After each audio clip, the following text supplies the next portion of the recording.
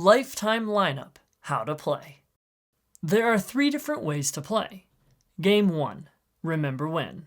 The object of the game is to be the first player to get rid of all the cards in your pile by correctly placing them in chronological order in the timeline. Each player takes 1 blank gold, your lifetime card, and personalizes it with their information and the correct year. Put all the rest of the your lifetime cards aside, they will not be used. If all the your lifetime cards are already filled in, then pick one at random to use. Each player places their personalized your lifetime card date side up in the center of the table, forming a central timeline, arranging the dates in chronological order. The far left is the oldest and the far right is the most recent. Cards with duplicate years must be adjacent to each other, but the specific order between them doesn't matter. Shuffle the historical event cards date side down and deal 7 cards to each player. Each player keeps these cards date side down in a single pile on the table in front of them. Place the remaining historical event cards date side down to the side as a draw deck. The oldest player goes first, then play proceeds clockwise. On your turn, place the top card of your deck, without looking at the date side, anywhere on the timeline, including in between previously played cards, based on where you think the card fits chronologically. After you place the card, flip it over and see if the date is correct. If the date is correct, then your turn ends and the next player goes. If it is incorrect, then the card is discarded to the bottom of the historical event deck and a new card is drawn and added to the bottom of your personal pile.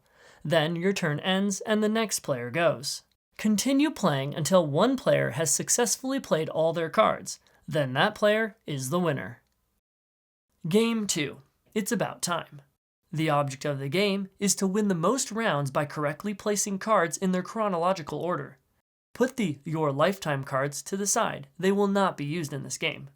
Shuffle the historical event deck, date side down, and deal 3 cards to each player, or 4 cards for a more challenging game.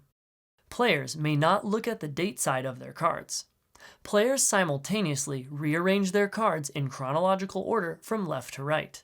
Once all the players have finished, everyone flips over their cards to reveal the dates. Players with dates in the correct order score 1 point, which is recorded on a scorepad. Set all the cards used for the round aside, then play another round. Repeat this process until all the cards have been played. Then, the player with the most points wins. If there is a tie, then shuffle the cards and the tied players continue playing until there is a winner. Game 3. Memory Lane. The object of the game is to have a good time. Pick one player to be the host. Put the your lifetime cards to the side. They will not be used in this game. The host sorts through all of the historical event cards, picks one, then shows it to everyone. The host questions another player about the event on the card. The other players are free to participate in the conversation if they want. The card is then placed on the table to start the timeline. The host then picks another card and questions a different player, then adds the card to the correct spot in the timeline. During conversations, you can compare and contrast different responses. Keep playing for as long as you like while you engage in memories together.